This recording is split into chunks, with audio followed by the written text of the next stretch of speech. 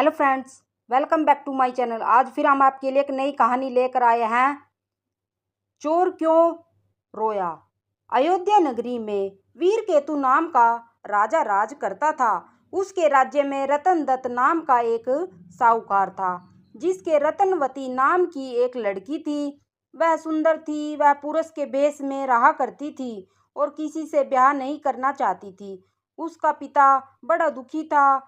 इसी बीच नगर में खूब चोरियां होने लगी। प्रजा दुखी हो गई। कोशिश करने पर भी जब चोर पकड़ में ना आया तो राजा स्वयं उसे पकड़ने के लिए निकला। एक दिन रात को जब राजा भेष बदलकर घूम रहा था तो उसे परकोटे के पास एक आदमी दिखाई दिया। राजा चुपचाप उसके पीछे चल दिया। चोर ने कहा, तब तो तुम मेरे साथी हो, आओ मेरे घर चलो। दोनों घर पहुंचे। उसे बिठलाकर चोर किसी काम के लिए चला गया। इसी बीच उसकी दासी आई और बोली, तुम यहाँ क्यों आए हो? चोर तुम्हें मार डालेगा, भाग जाओ। राजा ने ऐसा ही किया। फिर उसने फौज लेकर चोर का घर घेर लिया। जब चोर ने यह देखा तो वह लड़ने के लिए तैयार हो गया। दोनों में खूब लड़ाई हुई। अंत में चोर हार गया। राजा उसे पकड़कर राजधानी में लाया और सूली पर लटकाने का हुक्म दे दिया। संयोग से रतनवती ने उसे देखा तो वह उस पर मोहित हो गई। पिता से बोली, मैं इसके साथ ब्याह करूंगी, नहीं तो मर जाऊंगी। पर राजा ने उसकी बात न मानी और चोर सूली पर लटका दिया।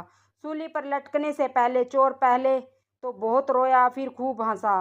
रतनवती वहां पहुंच गई और चोर के सिर को लेकर सती होने को चिता में बैठ गई। उसी समय देवी ने आकाशवाणी की, मैं तेरे पति भक्ति से प्रसन्न हूँ, जो चाहे सो मांग। रतनवती ने कहा, मेरे पिता के कोई पुत्र नहीं है, सो वर दीजिए कि उनसे 100 पुत्र हों। देवी प्रकट होकर बोली, यही होगा और कुछ मांगो। वह बोली, मेरे पति जीवित हो जाए।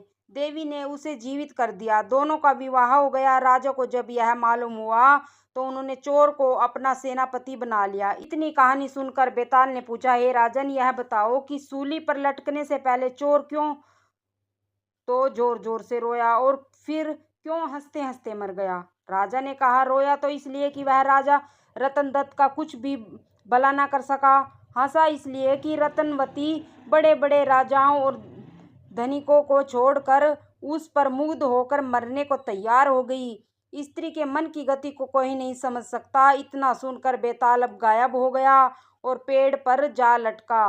राजा फिर वहां गया और उसे लेकर चला तो रास्ते में उसने यह कथा कही। Thanks for watching.